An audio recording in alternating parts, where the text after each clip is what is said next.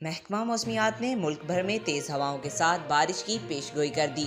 رات سے ملک کے مختلف علاقوں میں بارش کا سلسلہ شروع ہے۔ دارالحکومت اسلام آباد راولپنڈی میں وقفے سے بارش جاری ہے۔ گزشتہ 24 گھنٹے کے دوران شدید حبس کی وجہ سے دارالبدین میں درجہ حرارت 47 ڈگری سینٹی گریڈ پر پہنچ گیا۔ اسی طرح دادو، سبی اور چلاس میں بھی درجہ حرارت 45 ڈگری سینٹی گریڈ پر پہنچ گیا تھا۔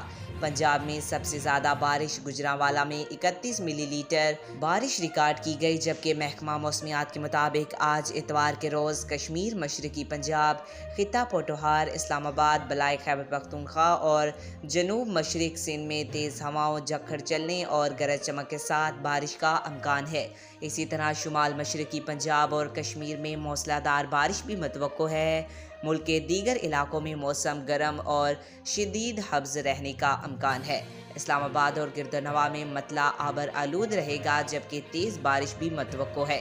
کٹاریاں اور گوال منڈی میں امدادی اداروں کے لیے پری الرٹ وارننگ جاری کر دی۔ ریسکیو 1122 واسا اور انتظامیہ الرٹ ہے۔ آج تک کے لیے اتنا ہی۔ مزید ایسی معلوماتی ویڈیو دیکھنے کے لیے چینل کو سبسکرائب کریں۔